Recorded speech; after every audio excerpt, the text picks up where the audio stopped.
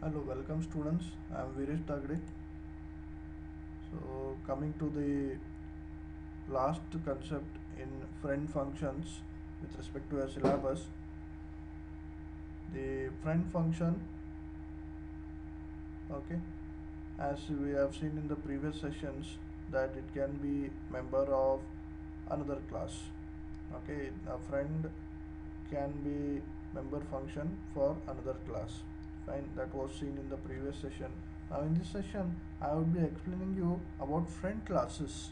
Okay, as you have seen about friend functions, the class can also be friend. Okay, so how it can be declared? Now suppose you have a class, two values. Fine, so for this class I would be making min. Okay, there is one class called min. Okay, that I am making as friend for this class 2 class. Okay, see how it should be declared: friend class, then min.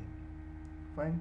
In the case of friend functions, we used to make use of the keyword friend, then the return type of the function, then the function name. In this case I do what is, I make use of a keyword friend, then the class, then the class name. Okay, so by doing this, what are we going to achieve? That's the question over here.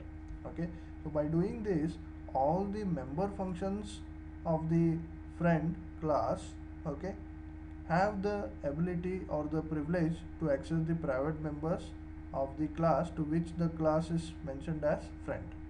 Okay, so in this case minimum, okay, this min class, okay, which has a member function called min. Fine, this has the privilege to access the private members of two class. Fine, so for this again we are supposed to send the object of type 2 class as argument for min. Fine, so this is the declaration of the member function of min. Okay, and its definition is provided over here. Fine, this class, this friend class does what is, it has a member function and it will access the private members a and b and will check out which one is minimum out of the values give assigned to a and b, which is minimum. Okay, so you can see the definition. It's very simple to understand. If x dot a is lesser than x dot b, then x dot a is returned as uh, argument to the called function. Okay, now over here I have two values, object getting created with two values, that is 10 and 20. Fine, so constructor I and j receive those values. Fine, and a is assigned with I, b is assigned with j. Right, then I create an object of type min m. Okay, and I call the member function min with two values object as argument.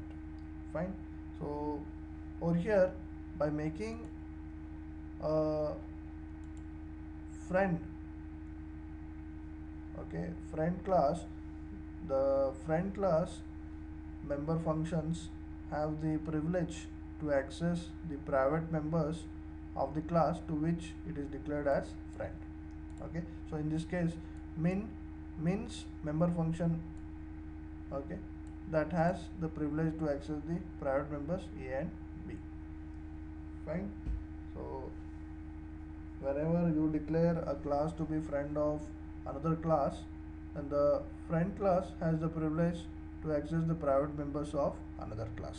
That's the advantage of friend classes. Okay, so in this case this new class which is friend of the older class, that is 2 class, okay, has the privilege, has the member functions getting the privilege to access the private members of the older class. Okay, that is what is achieved by making a class to be as friend of another class.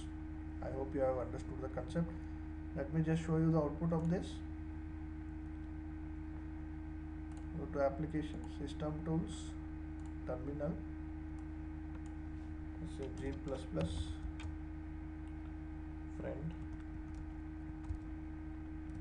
2.cpp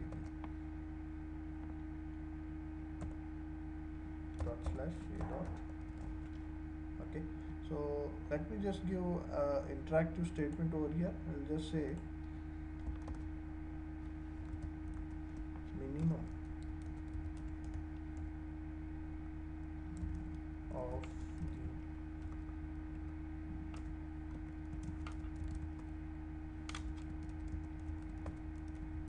the equal to, okay, or else it will just print the value. Okay, you will not understand. Fine.